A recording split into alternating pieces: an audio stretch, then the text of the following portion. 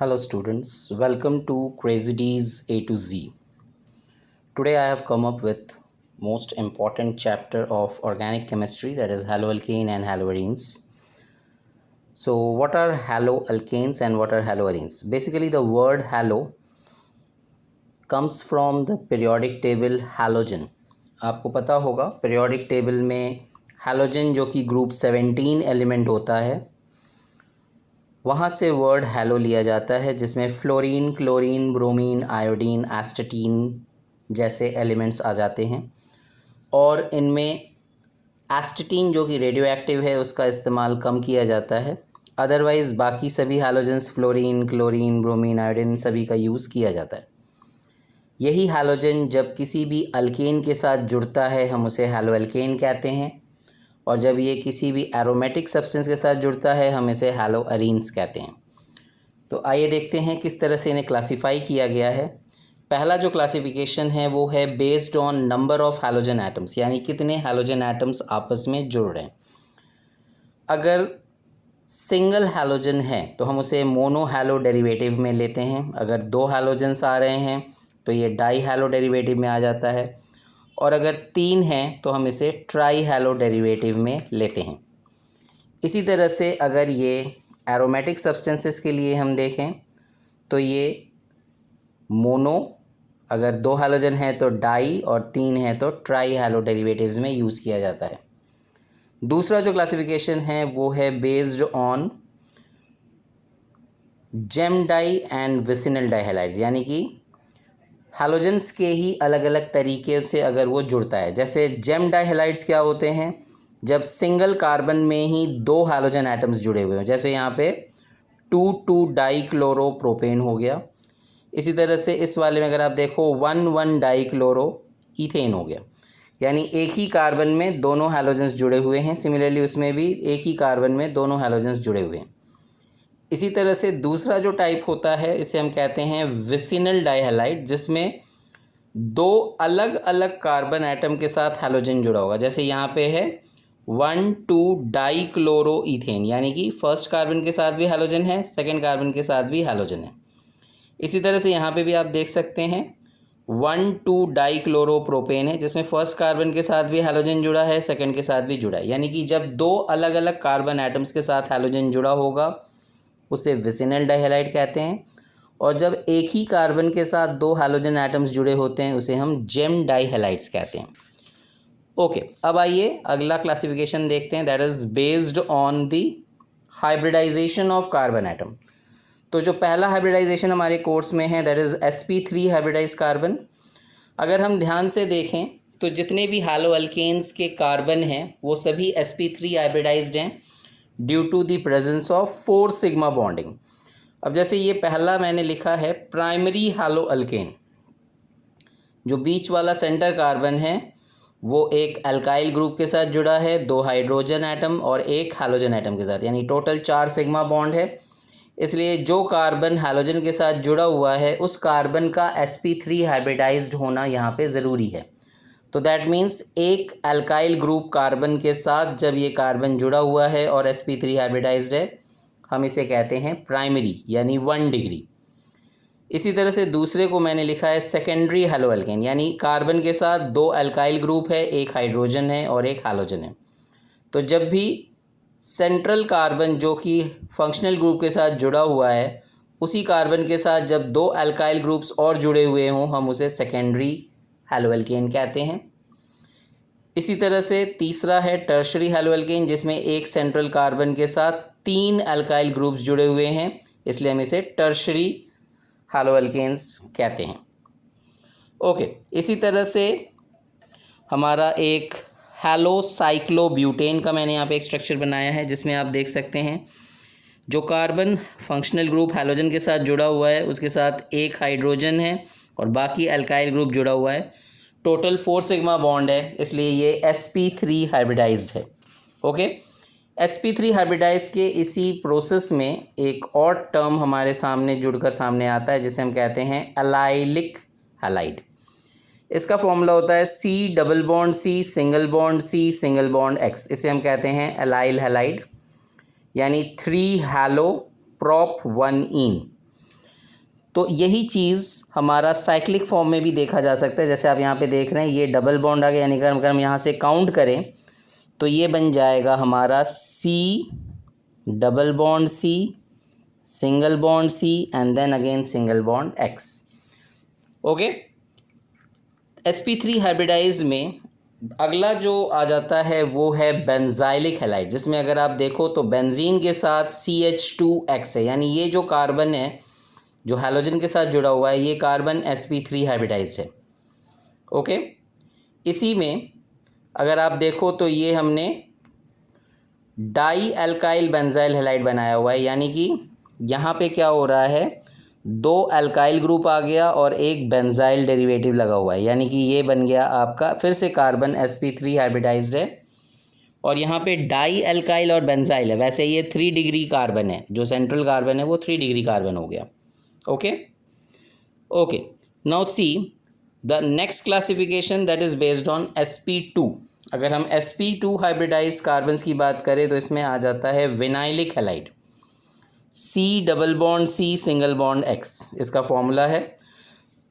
तो straight away ये वाला जो कार्बन है जो फंक्शनल ग्रुप के साथ जुड़ा हुआ है ये sp2 हाइब्रिडाइज्ड हो गया। इसी तरह से यहाँ पे अगर हम साइक्लिक फॉर्म में देखें तो ये हो गया C double bond C single bond X, यानी कि ये विनाइलिक हैलाइड है जहाँ पे कार्बन sp2 हाइब्रिडाइज्ड है। इसी में नेक्स्ट एक और आ जाता है एराइल हैलाइड, जहाँ पे बेंजीन रिंग के साथ डायरेक्ट हैलोजन अटैच्ड है और ये कार्बन जो अटैच्ड है बेंजीन रिंग हैलोजन के साथ वो कार्बन sp2 हाइब्रिडाइज्ड है। Okay, now let's see the methods of preparation of haloalkane. सबसे पहले हम अल्कोहल से हैलोएल्केन्स को प्रिपेयर करने की कोशिश करते हैं। जैसे अल्कोहल को अगर हम HX यानी कि हाइड्रोजन हैलाइड के साथ रिएक्ट कराएं इन प्रेजेंस ऑफ जिंक क्लोराइड तो ये बन जाता है RX प्लस H2O, जहाँ पे X क्लोरीन ब्रोमीन या आयोडीन में से कोई एक होगा। फ्लोरीन का यूज़ हम यहाँ पे नहीं कर सकते क्योंकि फ्लोरीन एटॉमिक साइज़ छोटी है, साथ ही साथ ये वॉयलेंट रिएक्शन करता है, इसलिए हम इस रिएक्शन में फ्लोरीन का यूज़ नहीं कर सकते।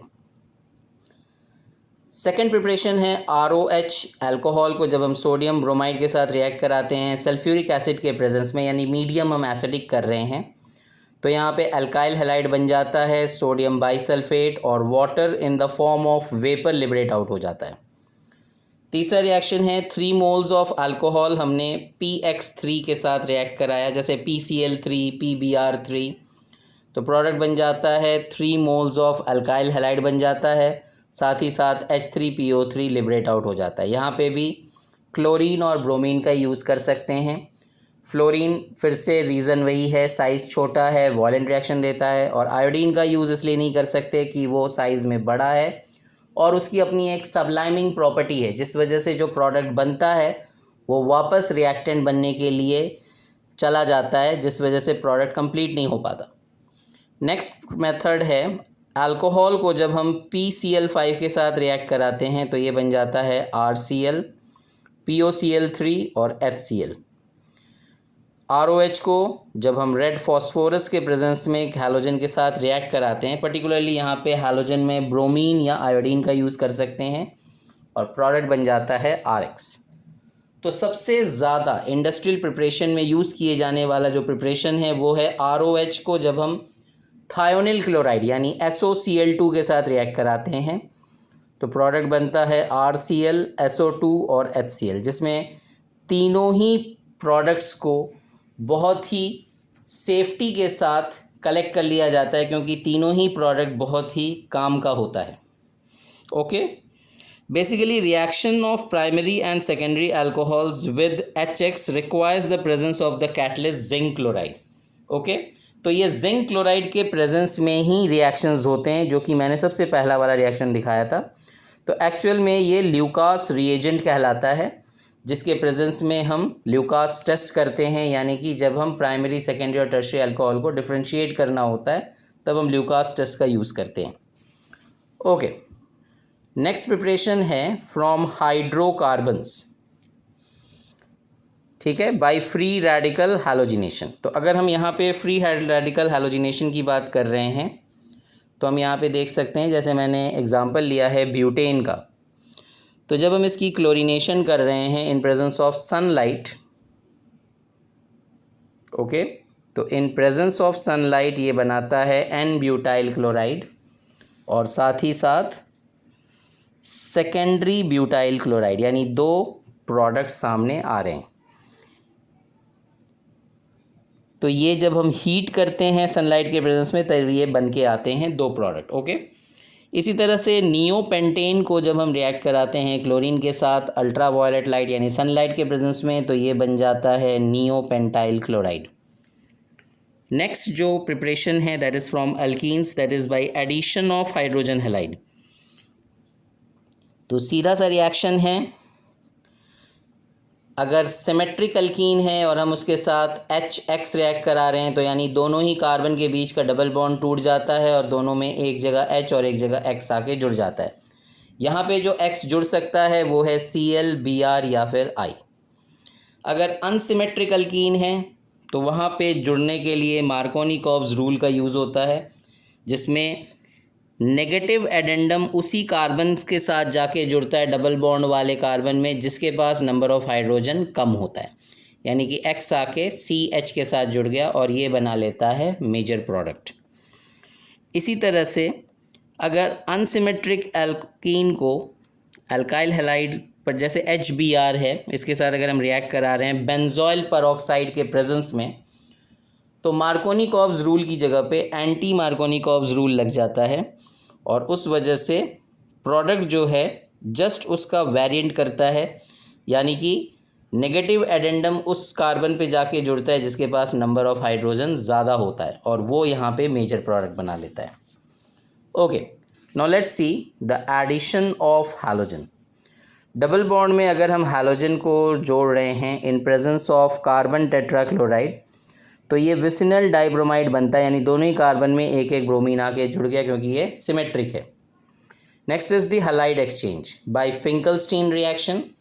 RX plus NaI in presence of dry acetone, ये दे देता है RI प्लस NaX। एक इम्पॉर्टेंट रिएक्शन जहाँ पे आयोडीन के प्रोडक्ट को पहली बार फिंकलस्टीन ने सामने ला के रखा था। दूसरा है बाय स्वार्ट्स रिएक्शन, जहाँ पे RX को AgF, Hg2F2, COF2 या फिर SbF3 के प्रेजेंस में जब हम रिएक्ट कराते हैं तो प्रोडक्ट बन के आता है RF, यानी कि फ्लोरो प्रोडक्ट। और ये भी एक इम्पॉर्टेंट रिएक्शन था क्योंकि इसमें फ्लोरीन के कंपाउंड को पहली बार स्वार्ट्स ने इजीली लाकर लोगों के सामने रखा था, क्योंकि साइज़ छोटा होने की वजह से रिएक्शन वॉयलेंट हो जा रहा था फ्लोरीन का। Okay, now let's see the physical properties of hello alkane. Melting और बॉइलिंग पॉइंट की बात करें तो हैलो अल्केन्स की बॉइलिंग पॉइंट हाई होती है एज़ कम्पेयर टू किसी भी तरह के अल्केन के। इसका रीज़न है पोलर नेचर और स्ट्रॉन्ग डाइपोल डाइपोल इंट्रैक्शन उनके मॉलिक्यूल्स के बीच में। जो बॉइलिंग पॉइंट है हैलो अल्केन का, उसका जो ऑर्डर है वो कुछ इस तरह से हो जाता है RCl, RBr, RI, यानी कि डाउन द ग्रुप बढ़ रहा है।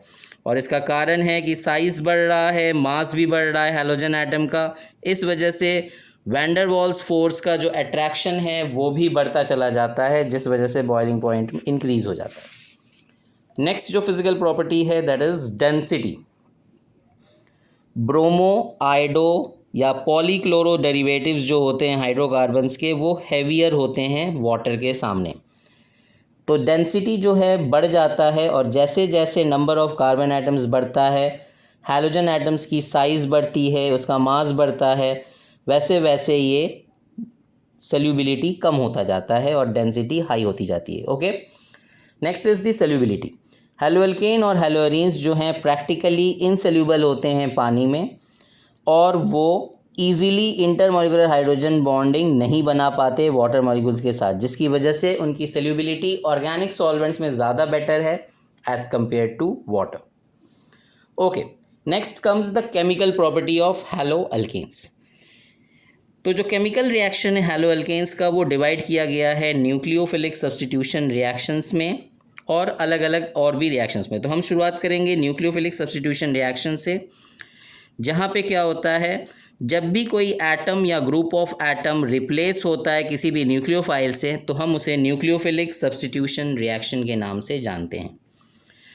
तो जनरली होता क्या है कि पार्शियल पॉजिटिव चार्ज जो कार्बन एटम का है वो न्यूक्लियोफाइल आके उसके ऊपर अटैक करता है, क्योंकि वो एक इलेक्ट्रॉन डेफिशिएंट कार्बन एटम होता है, जिसकी वजह से ईज़िली न्यूक्लियोफाइल आके जुड़ने की कोशिश करता है कार्बन एटम के साथ।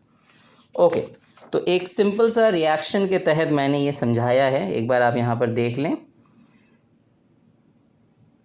ये एक सबस्ट्रेट है जिसके पास न्यूक्लियोफाइल आ रहा है जो कि नेगेटिवली चार्ज्ड है, कार्बन पे पार्शियल पॉजिटिव है, एक्स के ऊपर पार्शियल नेगेटिव है। ये आके इसके साथ अटैक करके पार्शियल पॉजिटिव चार्ज कार्बन की तरफ अट्रैक्ट होकर बॉन्ड बना लेता है और जो लीविंग ग्रुप है एक्स माइनस वो बाहर निकल जाता है। तो based on this reaction nucleophilic substitution reactions को हम देख लेते हैं with alkyl halides. R X के साथ अगर हम KOH को जोड़ते हैं एक्वस तो ये बन जाता है ROH प्लस KX। अगर हमने NaOR को रिएक्ट कराया तो ये बन जाता है ROR डैश प्लस NaX यानी ईथर बन गया। अगर हम अल्कोहलिक KCN पास करते हैं तो प्रोडक्ट बनता है RCN प्लस KX। AgCN के साथ अगर हम रिएक्ट कराएं तो ये बनता है RNC प्लस AgX यानी अल्काइल आइसोसाइनाइड बनता है। देन कम्स विद KNO2 तो प्रोडक्ट बन जाएगा RONO प्लस KX, इसे कहते हैं अल्काइल नाइट्राइट। AgNO2 के साथ अगर हमने रिएक्ट कराया तो प्रोडक्ट बनता है RNO2 प्लस AgX। अगर RCOOAg के साथ रिएक्ट कराया प्रोडक्ट बनता है RCOOR डैश यानी एस्टर प्लस AgX। LiAlH4 के साथ रिएक्ट कराया यानी रिड्यूसिंग एजेंट है तो प्रोडक्ट बन जाता है अल्केन RH। अमोनिया के साथ रिएक्ट कराया RNH2 यानी अमीन बन गया और साथ में HX बन गया। NaSH के साथ यानी थायो के साथ अगर रिएक्ट कराते हैं तो RSH बन जाता है plus NaX। NaC triple bond CH के साथ रिएक्ट कराया तो ये बन जाता है RC ट्रिपल बॉन्ड CH यानी हायर अल्काइन और साथ में NaX बन गया। तो ये एक न्यूक्लियोफिलिक सब्स्टिट्यूशन रिएक्शन के कुछ एग्जाम्पल्स थे। Now let's C nucleophilic reaction के बाद जो अगला केमिकल प्रॉपर्टी आता है that is elimination reaction. Basically elimination reaction में क्या होता है कि हैलो अल्केन का जो बीटा हाइड्रोजन एटम है वो ड्यूरिंग हीटिंग इथेनॉलिक KOH के सामने एलिमिनेट कराता है हाइड्रोजन एटम को बीटा कार्बन से और साथ ही साथ हैलोजन एटम को अल्फ़ा कार्बन एटम से, जिसकी वजह से हाइड्रोजन और हैलोजन दोनों एक साथ बाहर निकल जाते हैं और इसे हम कहते हैं बीटा एलिमिनेशन रिएक्शन। तो जैसे यहाँ पे मैंने एग्जांपल लिया है CH3CH2Cl जिसे अल्कोहलिक KOH के साथ हीट कराया तो प्रोडक्ट बना CH2 double bond CH2 plus KCl plus H2। तो बेसिकली क्या हुआ, एक कार्बन से हैलोजन निकल गया, दूसरे कार्बन से एक हाइड्रोजन निकल गया और बीच में बन गया डबल बॉन्ड। इस केस में अगर हम देखें CH3CH2CHBr CH3 तो यहाँ पे जो कार्बन है जिसके साथ हैलोजन जुड़ा है that is the alpha carbon. इसके इस तरफ भी बीटा कार्बन है और इसके इस तरफ भी बीटा कार्बन है। ओके, अब अगर हम अल्कोहलिक KOH पास करते हैं तो दो प्रोडक्ट सामने आ रहा है। एक बार हैलोजन यहाँ से हटेगा और हाइड्रोजन यहाँ से हटेगा, दूसरी बार में हैलोजन यहाँ से हटेगा और ये वाला हाइड्रोजन हटेगा। तो जो प्रोडक्ट्स बन के आ रहे हैं सामने वो है एक ब्यूट 2 इन और एक बनेगा ब्यूट 1 इन। अब इसमें मेजर और माइनर का जो इम्पोर्टेंट रोल है वो सैडजेफ्स रूल के अकॉर्डिंग होता है, जिसमें सैडजेफ ने सिंपल सी एक बात रखी कि दोनों प्रोडक्ट में वो मेजर प्रोडक्ट कहलाएगा जिसके पास डबल बॉन्ड के दोनों तरफ नंबर ऑफ कार्बन एटम्स ज़्यादा होंगे और वो ही स्टेबल माना जाएगा, इसलिए मेजर प्रोडक्ट वही होगा।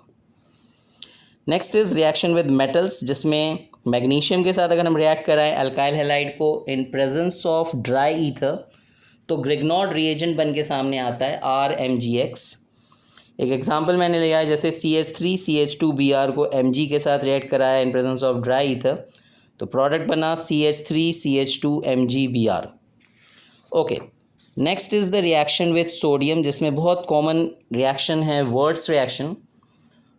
RX को 2 मोल्स ऑफ Na के साथ रिएक्ट कराया इन प्रेजेंस ऑफ XR और ड्राई ईथर के प्रेजेंस में ये रिएक्शन होता है, प्रोडक्ट बन गया RR प्लस 2NX यानी अल्केन बनता है।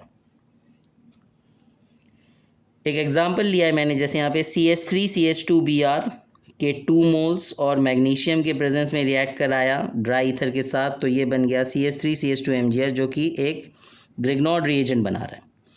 नाउ प्रिपरेशन ऑफ हैलोअरीन्स, पहला है by direct halogenation of benzene. तो बेंजीन को हैलोजन के साथ जोड़ा, FeX3, जैसे X में Cl या Br आ सकता है, तो प्रोडक्ट बन जाता है क्लोरोबेंजीन या फिर ब्रोमोबेंजीन, और साथ में HBr या फिर HCl बाहर निकल आता है। अगर हमें आयोडो प्रोडक्ट बनाना है तो उसके लिए रिएजेंट HiO3 या फिर HNO3 का होना ज़रूरी है। फ्रॉम डायजोनियम सॉल्ट अगर हम देखें तो एनिलीन से हम रिएक्शन कराएंगे NaNO2 और HCl के प्रेजेंस में। टेम्परेचर यहाँ पे इंपॉर्टेंट है, 273 से 278 केल्विन के बीच में। प्रोडक्ट बन जाता है बेंजीन डायजोनियम क्लोराइड। ओके, अब इसी बेंजीन डायजोनियम क्लोराइड में अगर हम Cu2Cl2 डालते हैं तो ये बन जाता है क्लोरोबेंजीन और N2 गैस बाहर। अगर इसी में Cu2Br2 डालते हैं इन प्रेजेंस ऑफ HBr तो प्रोडक्ट बनता है ब्रोमोबेंजीन और नाइट्रोजन गैस रिलीज हो जाता है। And this is a name reaction, this is called as Sandmeyer's reaction. Okay, इसी तरह से अगर हम Ki पास करें तो आयोडोबेंजीन KCl और N2 बन के आ जाता है। NaBF4 पास करें तो फ्लोरोबेंजीन BF3 NaCl और N2 गैस रिलीज हो जाता है। Okay, now let's talk about the physical properties of haloarenes. अगर हम इसके मेल्टिंग और बॉइलिंग पॉइंट की बात करें तो बॉइलिंग पॉइंट ऑफ आइसोमेरिक डायहैलोबेंजीन्स जो होते हैं वो नियरली सेम होते हैं जैसा कि हैलोअल्केन्स के होते हैं। हाउएवर पैरा आइसोमर्स जो होते हैं उनकी मेल्टिंग पॉइंट थोड़ी सी ज़्यादा होती है एज़ कम्पेयर टू ऑर्थो और मेटा, क्योंकि ये जो पैरा आइसोमर्स होते हैं वो ईजिली क्रिस्टल लैटिस में फ़िट किए जा सकते हैं, जिस वजह से वो कंपैरेटिवली ऑर्थो और मेटा आइसोमर्स के मुकाबले थोड़ा मेल्टिंग पॉइंट जो है वो ज़्यादा रखते हैं। अगर हम नेचर ऑफ CX बॉन्ड की बात करें तो कार्बन और हैलोजन के बीच में एक पार्शियल बॉन्डिंग है, क्योंकि ये कोवेलेंट बॉन्ड के साथ जुड़े हुए हैं। तो C और X के बीच में, दोनों के बीच में इलेक्ट्रॉन की शेयरिंग हो रखी है, यानी कि सिंगल कोवेलेंट बॉन्ड है। तो यहाँ पे क्या होता है, X जो कि इलेक्ट्रोनेगेटिव इन नेचर है तो वो शेयर इलेक्ट्रॉन को अपनी तरफ खींचने की कोशिश करता है, जिसकी वजह से इसके ऊपर पार्शियल नेगेटिव चार्ज आ जाता है और कार्बन के ऊपर पार्शियल पॉजिटिव चार्ज आ जाता है। इस वजह से डायपोल मूवमेंट डेवलप होता है दोनों के बीच में। और ये जो डायपोल मूवमेंट है CH3Cl से जैसे जैसे डाउन द ग्रुप हम चलते हैं, CH3Cl, CH3Br, CH3I, तो वो जैसे जैसे नीचे जाता है बॉन्ड लेंथ बढ़ता जाता है और उस वजह से डायपोल मूवमेंट भी इंक्रीज़ होता जाता है। ओके, तो होप आपको यहाँ तक का क्लियर हो गया होगा। Thank you.